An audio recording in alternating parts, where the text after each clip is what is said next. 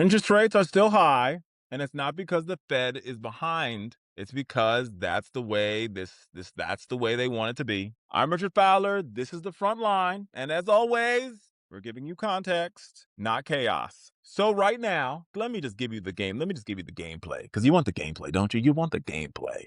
Don't you want the gameplay? The federal interest rate right now is about 5.25 to 5.5.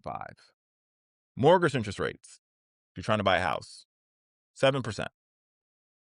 Getting ready to go higher. Credit card, on average, 20% or more. Background. If you're somebody watching this video for the first time, first like and subscribe.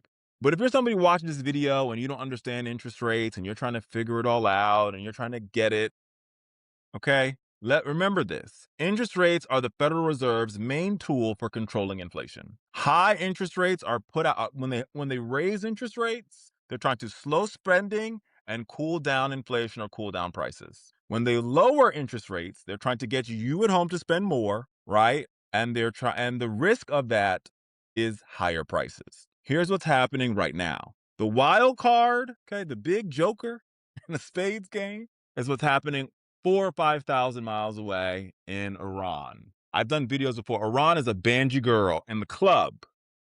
Iran is that girl or that boy in the club that has nothing to lose, which is why you don't get in a fight with them. Because they know they're going to lose anyway. So they're like, listen, if I'm going to lose, I'm going to get some punches in. They fight asymmetrical warfare.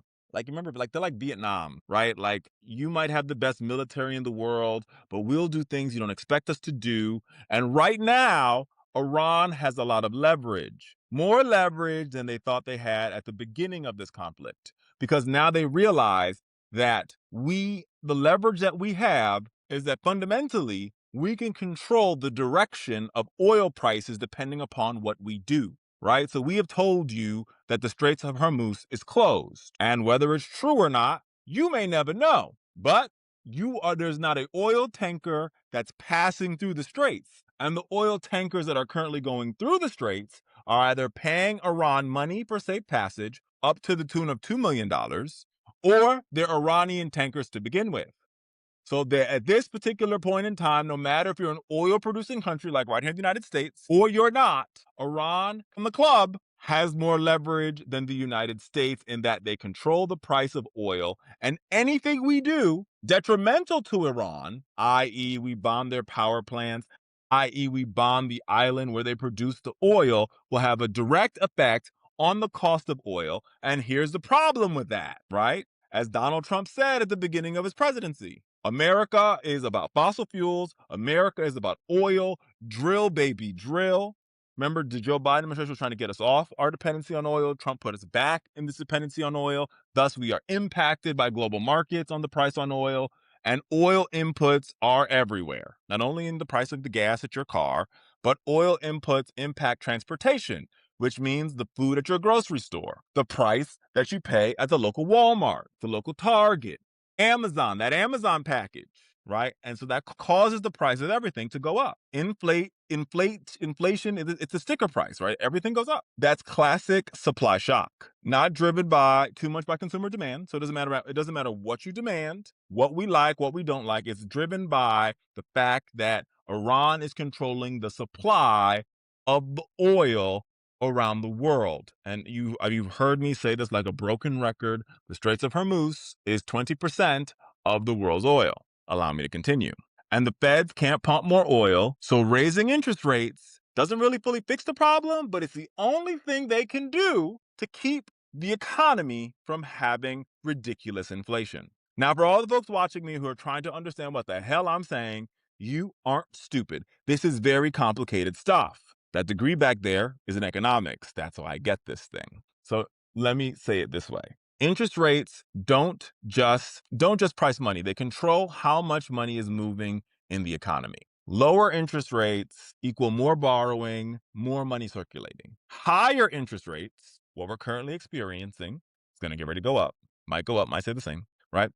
Is less borrowing, less money circulating. When interest rates are lower, people swipe their cards more, business take out loans, investors pour money into projects. More money chasing goods, prices are up. When interest rates are higher, right? So during COVID was a moment when interest rates were very low. because what the feds wanted you to do was they wanted you to spend money. They wanted you to go on Amazon and buy like gangbusters because there was a global pandemic, and they wanted to keep the economy pedals moving. When interests are higher, people think twice before they borrow, which is what's happening right now. People are getting out the housing market, not in the housing market. People are thinking twice about buying that car or getting that auto loan. Businesses delay expansion or they lay people off, right? Investment slows, less money moving, and the goal of less money moving is for prices to go down, or in this case, for prices to sort of level off. So what's happening right now? What's going on? So the Federal Reserve's baseline interest rate, right, was that number I gave you at the top. Let me restate the number if you missed it, 5.25%. Here's what they're trying to do. They don't set the interest rate for your mortgages or your auto loans or your credit card or the business loans. Basically, what they do is they influence it. Okay? And the target is they want to get inflation below or around 2%.